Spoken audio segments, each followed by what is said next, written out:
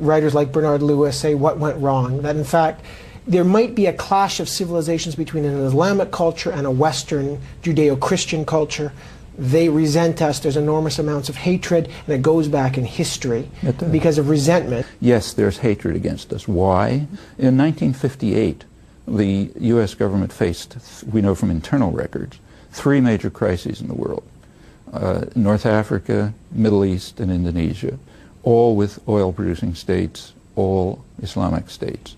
President Eisenhower, in internal discussion, observed to his staff, that I'm quoting it now, there's a campaign of hatred against us in the Middle East, not by governments, but by the people. The National Security Council discussed that question and said yes, and the reason is there's a perception in that region that the United States supports status quo governments which prevent democracy and development, and that we do it because of our interest in Near East oil. Furthermore, it's difficult to counter that perception because it's correct, and furthermore, it ought to be correct. We ought to be supporting brutal and corrupt governments which prevent democracy and development because we want to control Middle East oil. And it's true that leads to a campaign of hatred against us. Now, until Bernard Lewis tells us that, and that's only one piece of a long story, we know that he's just a vulgar propagandist, not a scholar. So yes, as long as we are supporting harsh, brutal governments, blocking democracy and development because of our interest in controlling the oil resources of the region, there will be a campaign of hatred against us. Tell me, what state does function according to what you call the minimal levels of honesty? Is there a state? None. None. States are power centers. The only thing that imposes constraints on them is either outside force or their own populations.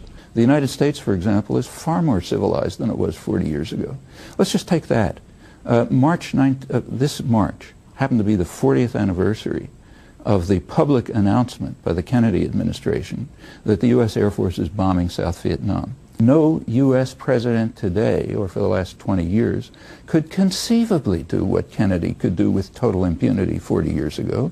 And the reason is because there was massive popular protest. It also spawned the contemporary civil rights movement, the feminist movement, the environmental movements, and all sorts of other things, and it imposed important constraints on straight violence. In fact, that's how we got rid of slavery.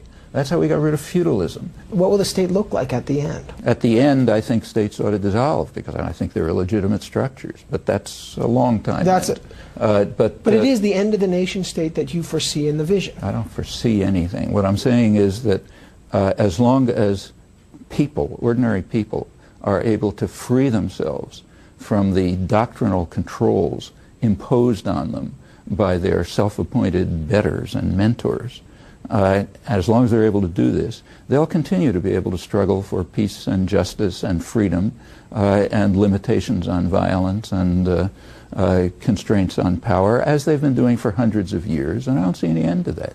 The immediate problem is to free ourselves from the shackles imposed very consciously by the kind of people you're talking about, who don't want the facts to be known, and for very good reasons, because if people know the facts, they're not going to tolerate them.